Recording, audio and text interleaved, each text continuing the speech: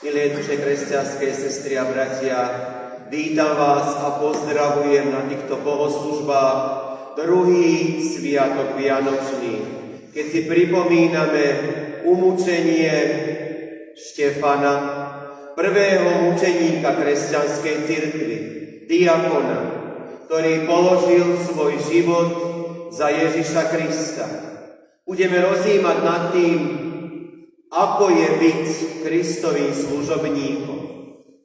Čoho sa treba odriekať, ak chcem Ježiša Krista nasledovať? Čo musím na seba prijať a ako mám niesť svoj kríž, ak chcem dokonca bojovať dobrý boj? Začnime aj tieto bohoslužby predspevom O Ježiši, Tvoje narodenie.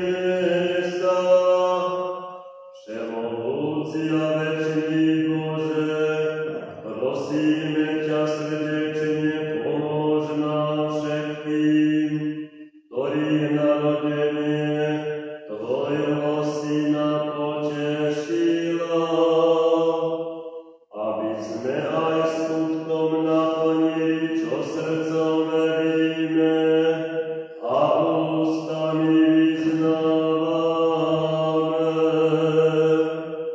Daj svojej cirkvi Ducha Svätého,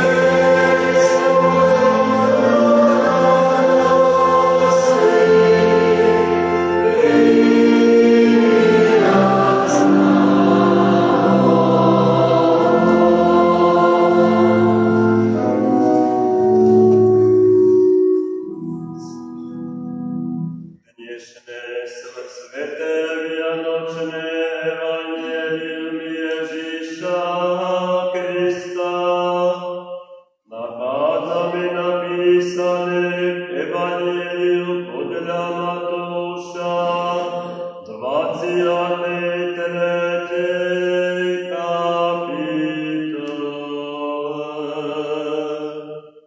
Preto hľa posielam vám prorokov múdrych ľudí a zákonníkov, a vy niektorých z nich zmordujete a ukrizujete,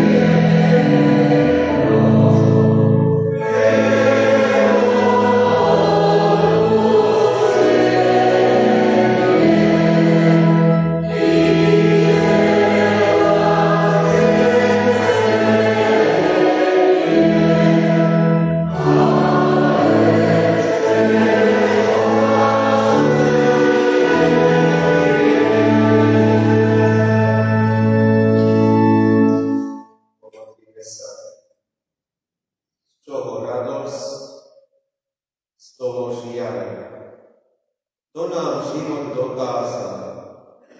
Zo žiaľu však šťastia dosť, to nám objal nebie host. Jak sa divne obnoví mrak obláčok ružový, zo síly tej, čo ty máš, narodený Mesiáš. Amen. Milé nábožné duše, kresťanské sestry a bratia, slova písma svätého, duchovnému zamysleniu, druhú slávnosť vianočnú pamiatku Štefana Mučeníka nachádzame napísané slovo Božie v knihy proroka Jeremiáša, 20. kapitole. Zvábil si ma, Hospodine, a ja som sa dal zvábiť. Uchopil si ma premohou. Som ten, čo posmechu celý čas. Každý ma vysmieva. Len čo sa ozve, musí vykríknuť násilie a skaza volať. Lebo slovo Hospodinovo mi slúži na hanbu a výsmech celý čas. Keď si však poviem, nebudem ho spomínať a nebudem už kázať v jeho mene, tak mi je v srdci, ako by bol žhavý oheň zobretý mojim kostiam. Namáhal som sa udržať to v sebe, ale nevládzem. Lež Hospodin je so mnou ako mocný hrdina. A preto sa odpnú moji prenasledovatelia a nič nezmôžu. Výjdu úplne na hanbu, lebo nebudú mať úspech. Večná a nezabudnutelná bude ich potupa. Hospodin je mocnostný, ktorý skúmaš spravodlivého a vidíš ľahlie i srdce, kiež uzriem tvoju pomstu nad nimi. Lebo tebe som postúpil svoj spor. Spievajte Hospodinu, chváľte Hospodina, lebo vyslobodil život úbožiaka z ruky zločincov. Amen. To boli slova Ducha Božieho, sadite sa. Milí bratia, sestry Pánovi Ježišovi Kristovi, každý človek sa v živote stretne nejako s Bohom. A taký čas stretnutia sú aj Vianoce, ktoré slávime. Boh zostúpil na zem, sklonil sa človeku a každý má možnosť stretnúť sa s ním. V podstate platí, že ani pohnúť sa nemusíme, Boh prichádza ako prvý, ale ako reagujú tí, ku ktorým Pán Boh prichádza. Pod 1. Pocítia jeho dotyk, ale do srdca ho nepustia. Pod 2. Pocítia jeho dotyk, ale tvária sa, že sa ich to vôbec netýka, čo ich oslovilo. Pocítia jeho dotyk. Pod 3. Bránia sa zubami a nechtami.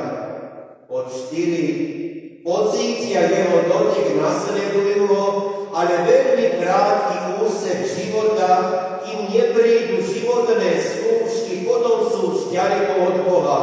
A bod 5. Pocítia Boží dotyk, nechajú sa premôcť Božou láskou a idú za Kristom aj napriek okolnostiam, skúškám a kríž.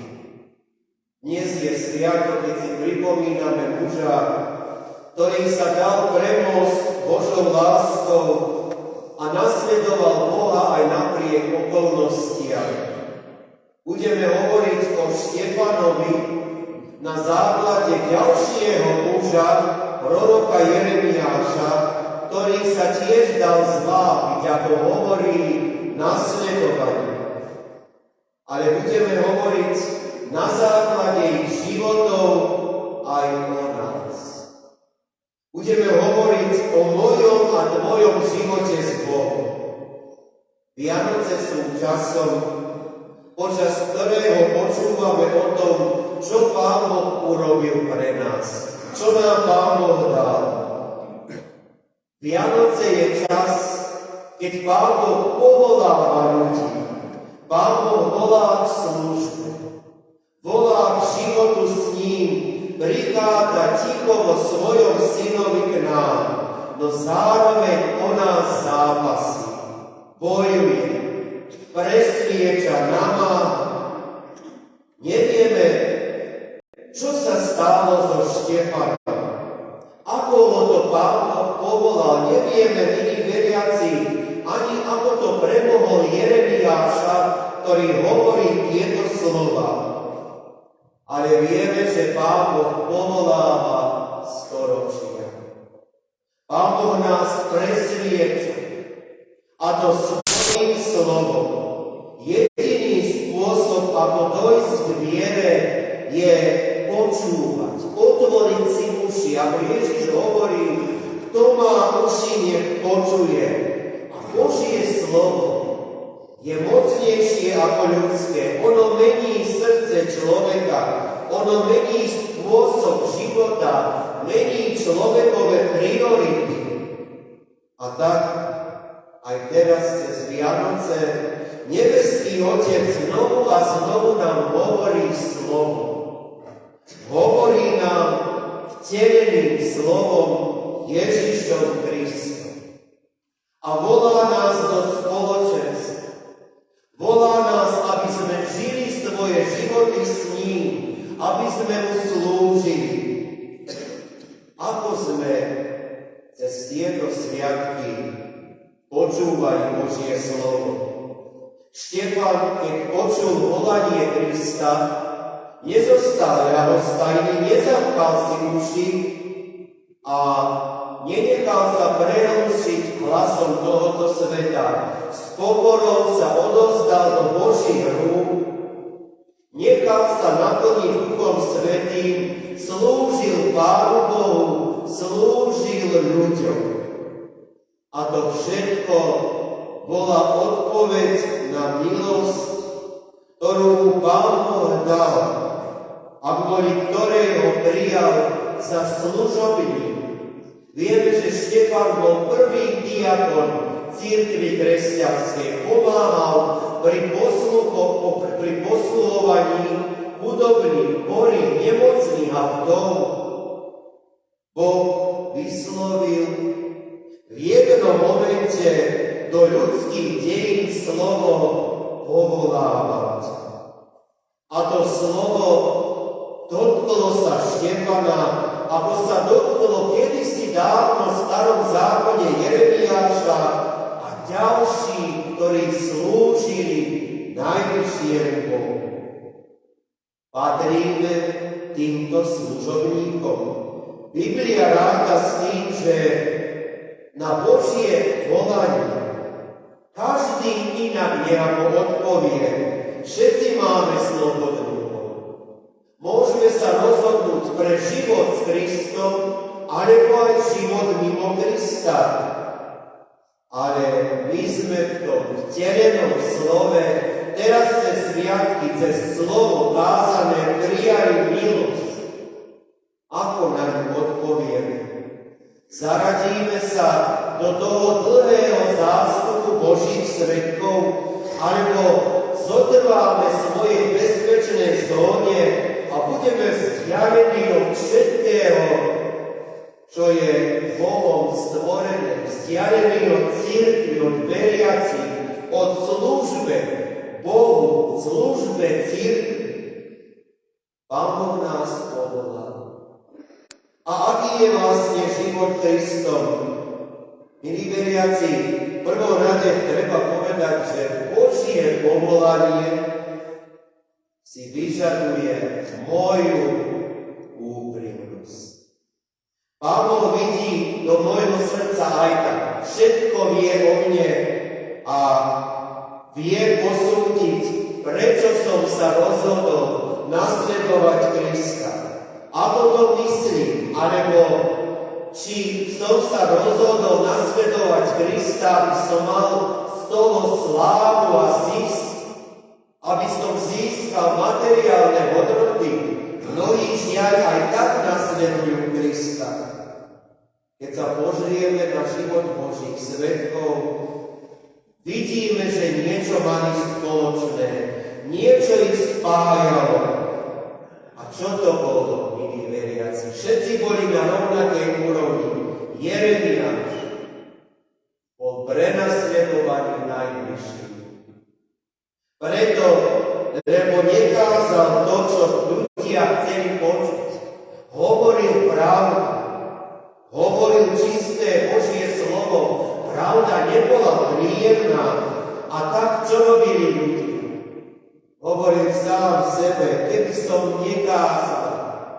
Ale nemôžem to slovo držať v sebe, ono je vo mne ako žeravý oheň. Tupí ma v mojich kostiach a preto kážem, stiahajú na môj život.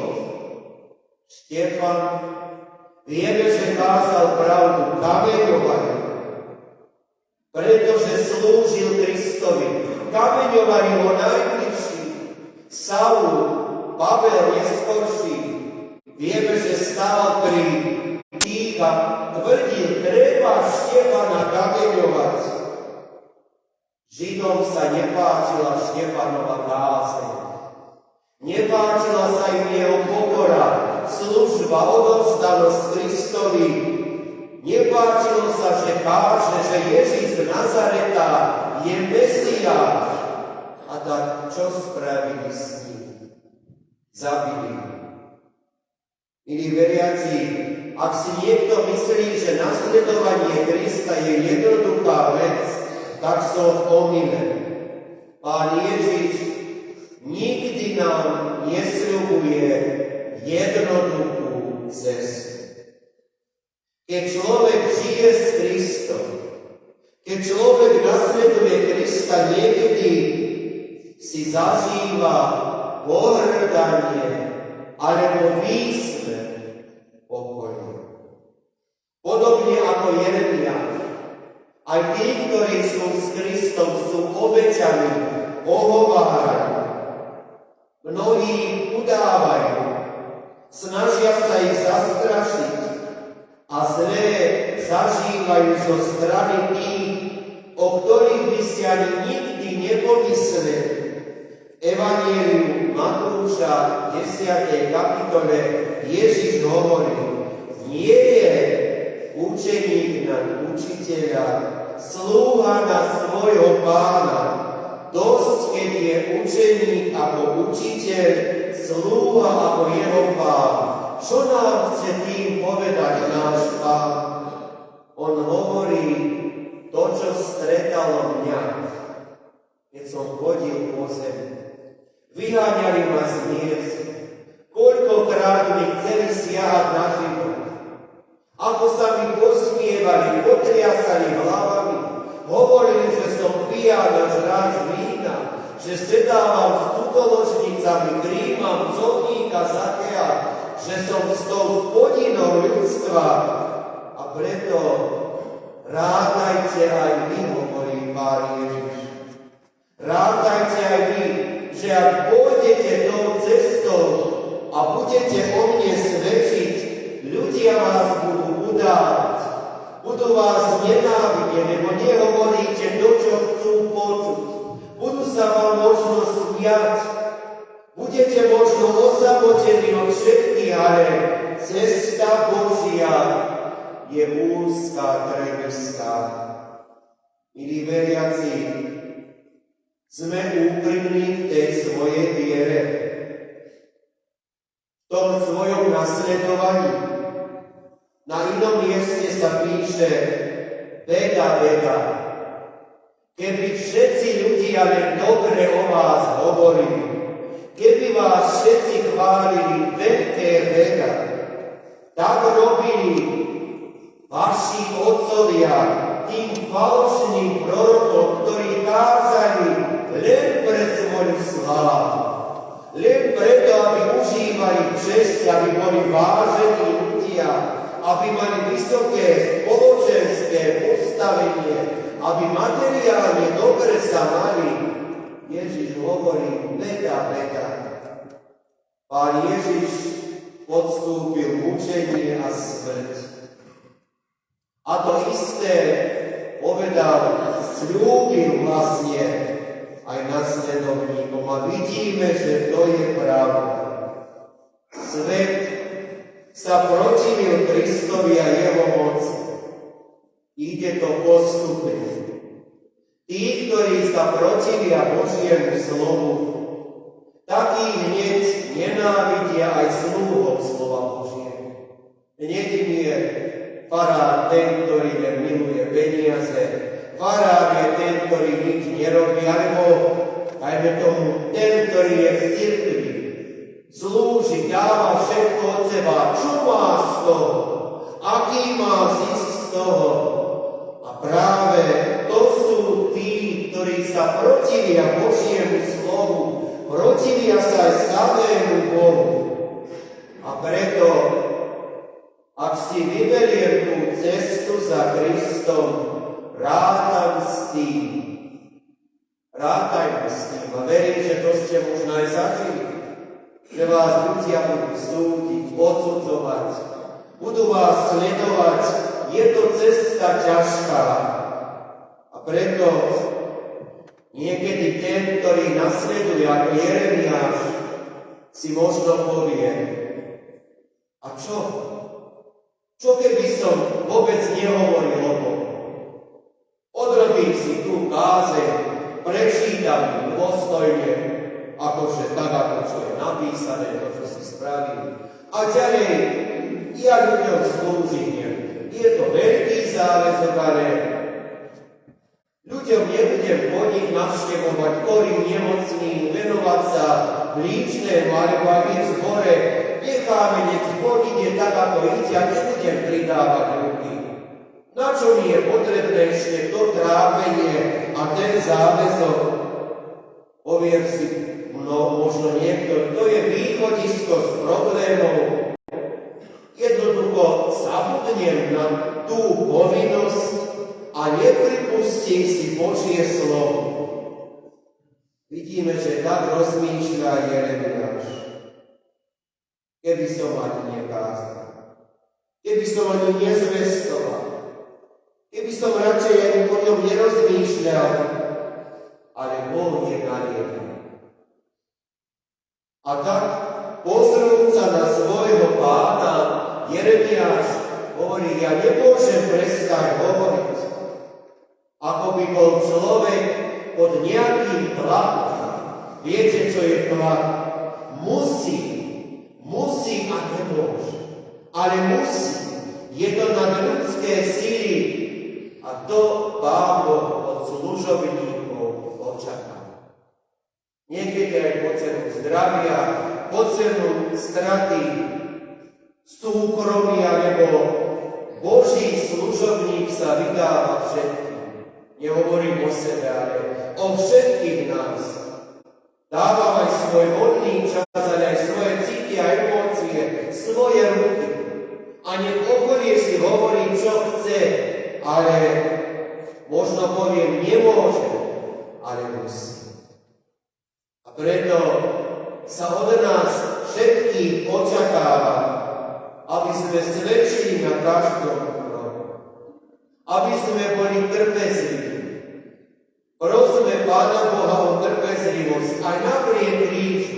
Každý človek má nejakú mieru. A písmo hovorí, beda, keby všetci o vás len dobre hovorili. No čo z toho by ste mali?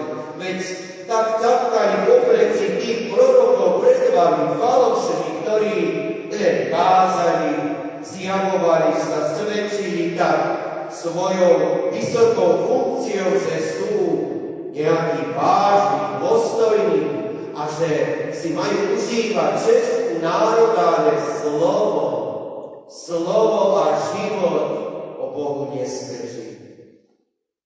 Na záver, milí veriaci, prorok v tejto situácii kríža myslí na Boha. Žaloba súženia sa vracia jedine nádej k Bohu. Vie ten Jeremiáš, aj Štefan, ktorý keď zomiera, vidí otvorené nebesá, vie, že jedinou záchranou je len Pán.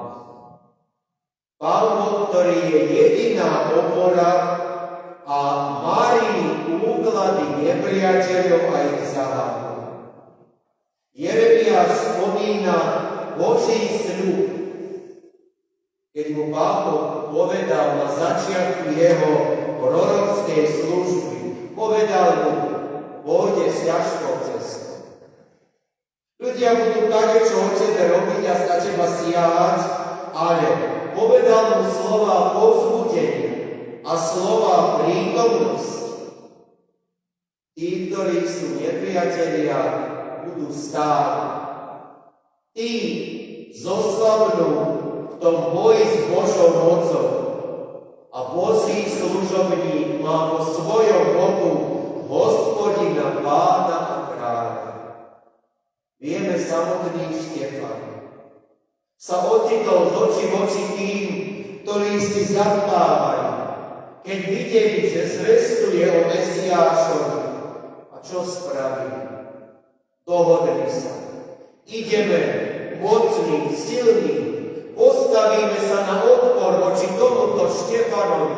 Nebude nám tu nejaký Štefan kázať o Mesiášovi.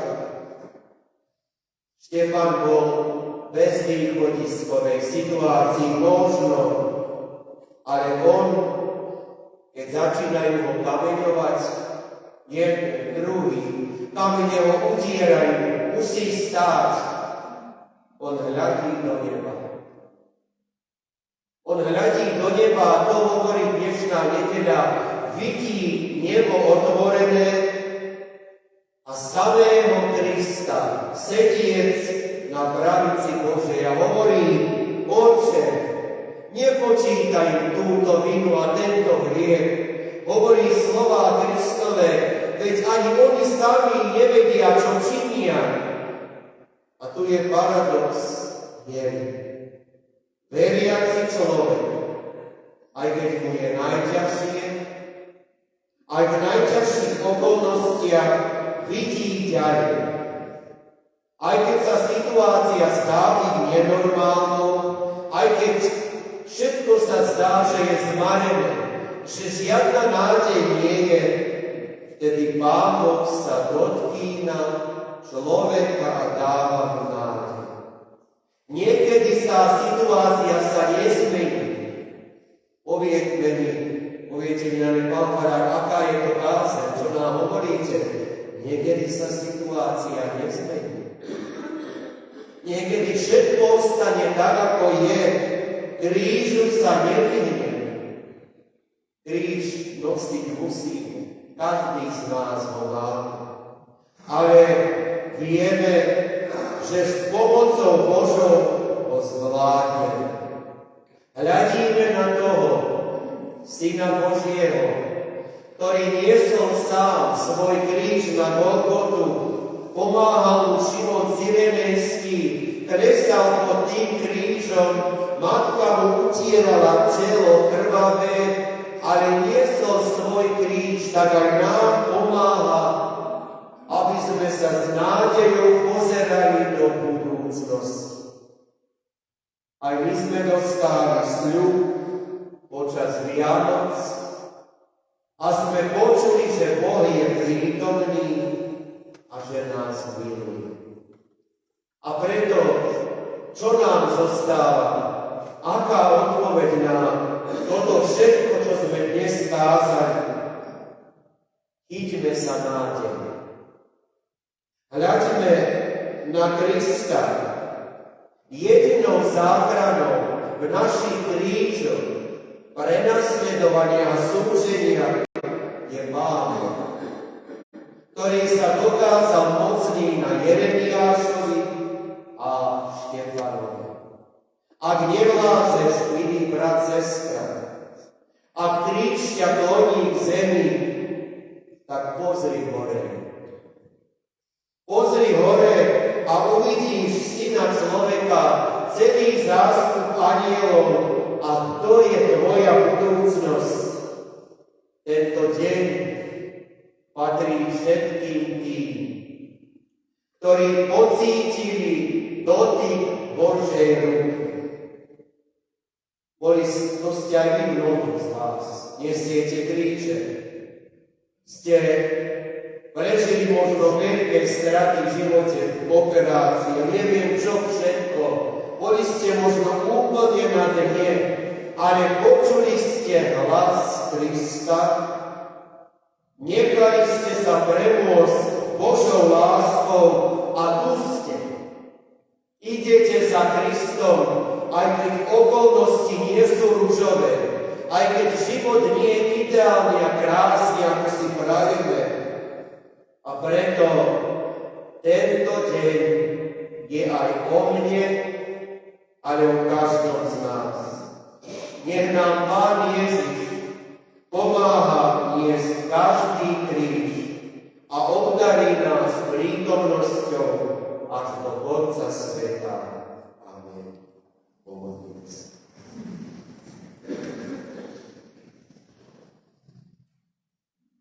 Nebeský Otče,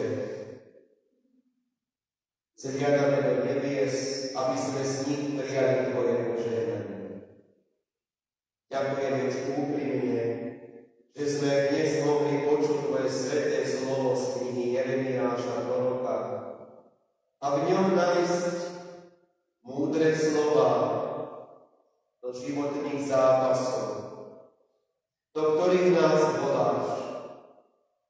Poslal si nám svojho Syna, aby slovom nevieme vyjadriť našu úprimnú vďaku. Ty chceš, aby sme vieru Ježiša životom dokazovali, ako Jeremiáš, ktorý už si neprijal hovoriť, ale hovoril.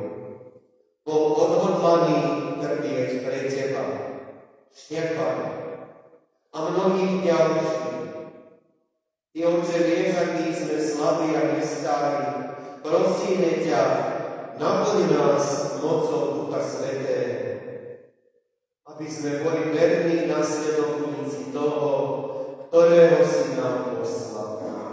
Buď prosíme s nami, s celou cirkvou.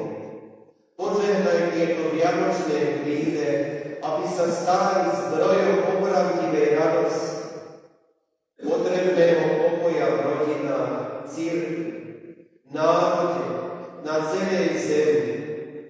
Priblíž sa narodenom Ježišovi, zvlášť trpiacim, chorým, zomierajúcim, aby aj oni videli Tvoju slávu a chválili ťa, požehnaného na veky.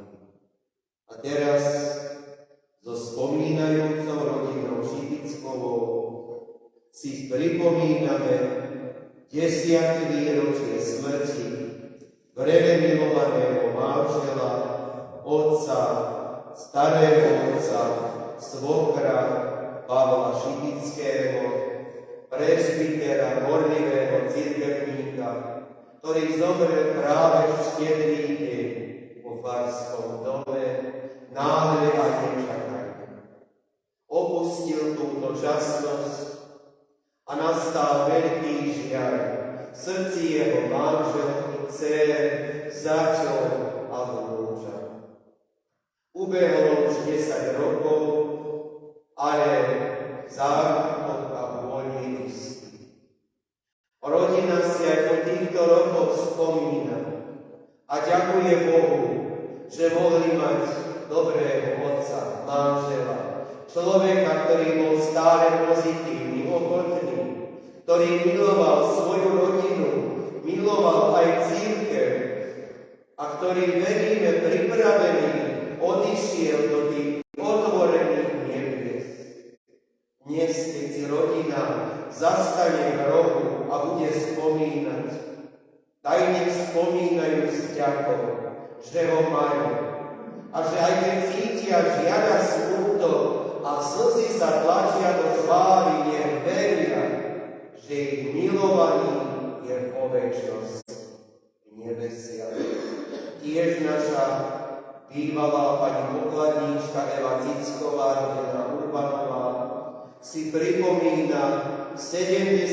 výročie tragickej smrti svojho brata Adama Urbana, ktorý zahynul 3. 30. decembra 1952 roku ako 15-ročný.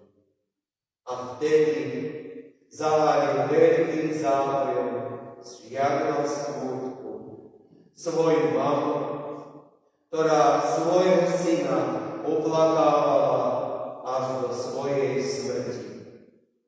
Svojho otca a svoju vtedy malú sestru.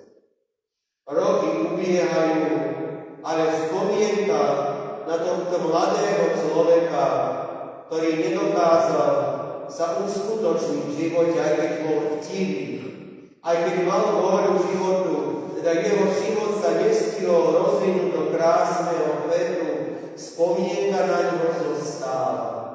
A veríme, že tu kvitol mladosti, ale tamto nebies bol presadený, aby tam kvitol na večné veky. Požehnaj pamiatku, ktorú si uctieva jeho sestra, teda najbližší. A veríme ako kresťania, že on je tiež tam vo večnosti u Boha pokojný. A teraz spoločne volajme modlitbu Pánu. Oče náš, ktorý si v nebesiach, posväť sa meno Tvoje, príď kráľovstvo Tvoje, buď vôľa Tvoja, ako v nebi, tak i na zemi. Chlieb náš každodenný daj nám dnes a odpusť nám viny naše, ako aj my odpúšťame vinníkom svojim. I neuvoď nás do pokušenia, ale zbav nás zlého, lebo Tvoje je kráľovstvo, i moc, i sláva na veky. Sláva Bohu Otcu, i Synu, i Duchu Svätému, ako bola na počiatku, i teraz, i vždycky, i na veky vekov. A teraz si vypočujte oznámy, a tiež máme aj milodary. Oznamujem láska vašich kresťanských, že Pán života a smrti včera večer odvolal z tejto časnosti sebe do večnosti našu susedu po Farskej uličky Máriu Benkovú, rodenú Kolárovú, ktorá zomrela po ťažkej chorobe 83. roku časného putovania. Nazváňať sa bude dnes o 13. hodine, keď rodina s telesnými pozostatkami vyprevadí grabu z domu. Sústrasť bude možné vyjadriť po 4. hodinu po obede a pohreb sa bude konať zajtra na rána o 1. hodine. Blahoslavení sú všetci, ktorí Pánu umierajú, lebo oni od svojich prác odpočívajú. Dnes po obede o 5. budeme mať tradičný štefanský koncert, kde vystúpia naše spevokory, mládež a deti detskej besiedky. Opera zo štefanského koncerta bude venovaná oprave nášho kostola. V stredu nábožný večierok sa konať nebude. V piatok ráno o 8:30 budeme mať ranné modlitby. Na Starý rok, na Silvestra, v sobotu budú služby o 6:00 po obede. Polnoc dočkáme tradične v chráme nábožným spevom a na Nový rok budú iba hlavné služby ráno o 10:00. 24. decembra predvčerom ubehlo 10 rokov od náhlej a nečakanej smrti premilovaného manžela Pavla Šipického, zborového presbytera, ktorý zomrel bez slov pozdravu zborovej sieni. Na neho si s úctou, pietou a vďakou, že ho mohla mať 40 rokov manželstva v živote, spomína jeho manželka Anna Šipická a prosiac o potešenie aj pri tejto spomienke venuje milodar na opravu kostola 100 eur, milodar na vianočné balíčky 5000 dinárov, milodar slova Božieho kazateľovi 50 eur a milodar pánu zvonárovi 10 eur. Prezváňať na pamiatku Pavla Šipického sa bude dnes o 2. hodine, keď sa celá rodina stretne pri jeho hrobke. Anička Zloková, rodená Šipická, s manželom Jánom a deťmi Dominikom a Elenkou si pripomínajú 10. výročie smrti otca, svokra a abku Pavla Šipického a venujú milodar na Cirkev Pánovu 30 eur a milodar slova Božieho kazateľovi 20 eur. Vierka Svetlíková s manželom Martinom a deťmi Vieroslavkou, Martinkom a Isidorom tiež si spomínajú na svojho vrele milovaného otca, svokra a abku presbytera Pavla Šipického. Spomínajú s pietov a úctou, ďakou, že ho aj keď krátko, ale že ho mohli mať. A venujú milodar na Cirkev Pánovu 30 eur a milodar slova Božieho kazateľovi 20 eur. Katarína Cicková venovala milodar na opravu kostola 1000 dinárov. Bohuznáma rodina venovala milodar na vianočné balíčky 600 dinárov. Bohuznáma rodina venovala milodar na vianočné balíčky 1000 dinárov, slova Božieho kazateľovi 2000 dinárov. Bohuznámy brat venoval milodar na Cirkev Pánovu 1000 dinárov a slova Božieho kazateľovi 1000 dinárov. Michal Benka a Mária Benková, rodená Hriešiková, venovali milodar na Cirkev Pánovu 10 eur a milodar slova Božieho kazateľovi 10 eur. Eva Cicková, rodená Urbanová, s manželom Pavlom si pripomína 70. výročie tragickej smrti svojho brata Adama, ktorý zahynul 15-ročný práve deň pred ukončením roka. S úctou a pietou si na neho spomína a ďakuje, že aj týto krátko poznala, že bol jej bratom. A venuje milodar so svojím manželom na Cirkev Pánovu a milodar slova Božieho kazateľovi. Ján Cicka presbyter s manželkou Ankou venovali milodar na Cirkev Pánovu 1000 dinárov a milodar slova Božieho kazateľovi 1000 dinárov. Adam a Anna Zlokovci venovali milodar na Cirkev Pánovu 20 eur a milodar slova Božieho kazateľovi 10 eur. Bohuznámy venoval milodar na Cirkev Pánovu 2400 dinárov. Bohuznáma rodina venovala milodar na Cirkev Pánovu 1000 dinárov. Ján Omaska presbyter s manželkou Evkou venovali milodar na opravu kostola a milodar na vianočné balíčky. Ofera zo 4.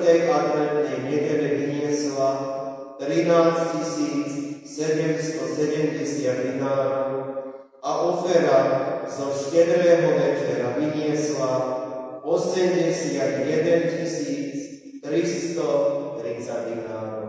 Všetkým štedrým darcom pekne ďakujeme s prosbou Pánovi, aby si tieto dary obľúbil, štedrým darcom viacnásobne v živote vynahradil a zarmútený a spomínajúci, aby potešil. A teraz povstanúc príďte požehnanie. Milosť Pána Ježiša Krista, láska Božia a účastenstvo Ducha Svätého so všetkými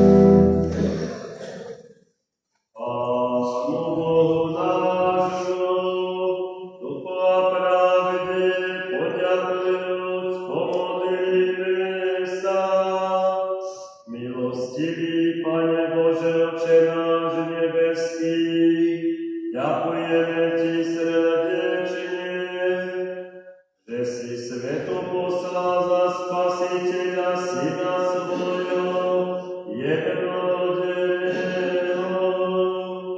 Prosíme ťa, dáš osvietiť naše srdcia Duchom svojim svätým, aby sme sa jeho narodením vo všetkých trápeniach života tešili a pre meno jeho sväté i ťažkosti a súženia života trpezlivo znášali. Tak zvíťaziac nad duchovnými i telesnými nepriateľmi, staneme sa účastnými Tvojho kráľovstva nebeského. Pre Ježiša Krista, Tvojho Syna milého, nám na radosť, pomoc a spasenie narodeného.